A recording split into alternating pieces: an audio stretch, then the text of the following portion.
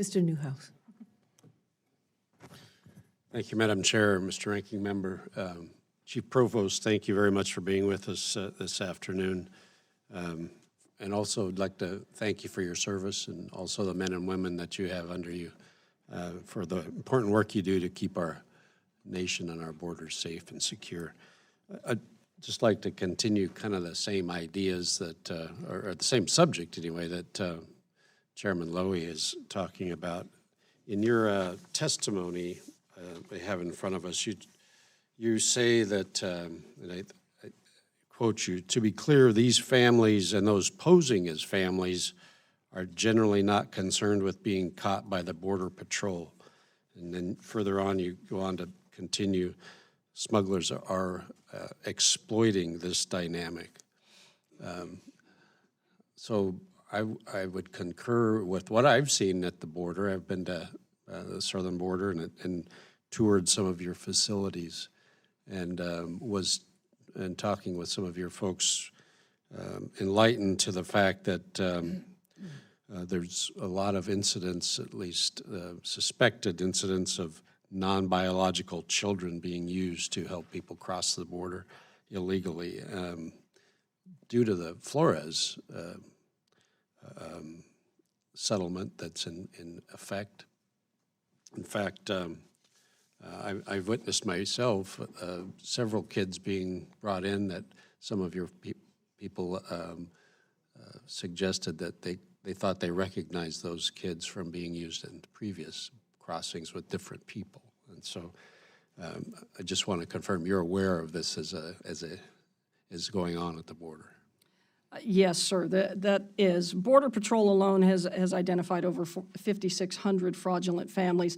Homeland Security Investigations has also come in and, based on cases that we refer now in many locations, are investigating fraudulent families. There have been cases where children have been, tragically recycled.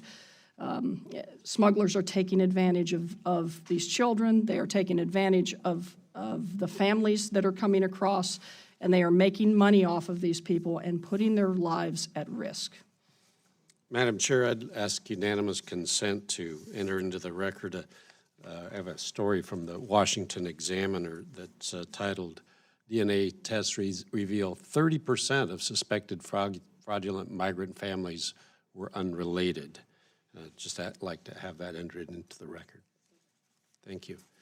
In the article that I have here in front of me, it states that in a pilot program, approximately 30% of rapid DNA tests of immigrant adults who were suspected of arriving at the southern border with children who weren't theirs revealed the adults were not related to the children. So Chief Provost, in your view, and I ask you for a little criticism or constructive criticism, do you believe it's the failure of Congress to reform the Flores decision that enables coyotes and smugglers to traffic children for the purpose of gaining illegal entry into the U.S.? I certainly believe that we have to address the Flores settlement agreement. That is probably the main factor that is leading to families being put at risk and children being put at risk. The smugglers make money off of them. They entice them to come. They do tell them that if you come with a child that you will be released into the country, which is currently the case because we cannot hold any families longer than 20 days due to all children not being able to be held that long. We need to be able to hold families together, not in a Border Patrol facility, let me be very clear, in a family residential center throughout an expedited immigration process if we are truly going to address this issue and not just put a Band-Aid on it. That is a huge pull factor. And these families aren't aware of the dangers of crossing our border that they're going to be put into. They aren't aware of how the smugglers are going to treat them. So the smugglers are utilizing that to their benefit to make money and to treat these individuals as a commodity, basically. Commodities, yeah, not humans. Well, in my humble opinion, I don't believe that, in fact, I would agree with Ms. Lowy that we do need to make some changes through Congress. We should not be enabling the trafficking of children. That's our policies are allowing that to happen. I don't think there's any place else in the U.S. where we would release a child to an adult without confirming a familial or legal guardianship, and we shouldn't be doing that in this instance as well, but we do, and we hope. I think we all hope and pray that the children we release are going to be safe with those people that they're being left with, but we shouldn't be taking that chance at their expense.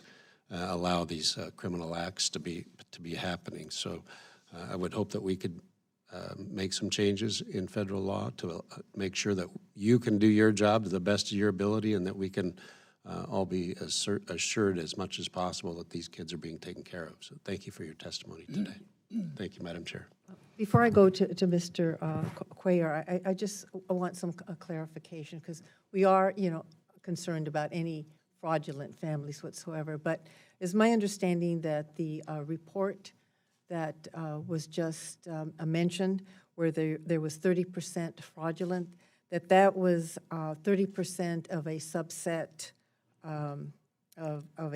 of a test group. It's not 30% of the total number of children coming across the border with families. Could you clarify exactly what that It's difficult for me, ma'am, and I apologize, but that is from what HSI is doing in relation to the DNA testing. They are not, I can tell you that that is not something that is being done on every family unit that we have coming through. So when the Border Patrol suspects a possible fraudulent family, we are referring them to HSI, and they do have some teams out in the field that are doing investigations. I believe that's a number that's provided by them, so I don't want to be wrong in what I am telling you. But I can say that not every family unit is being referred. Okay, so if that helps, I'm not sure. Maybe a test group, but nevertheless, it is still a concern. Madam Chair, you're absolutely right. This was a pilot that lasted for a few days in McAllen and El Paso. That is, I apologize, sir, that is the HSI program that they have been doing. Okay, thank you, and we will submit it for the record. Thank you, Madam Chair. Chief, I want to thank you for the service that you and your men and women do. I do agree with my colleague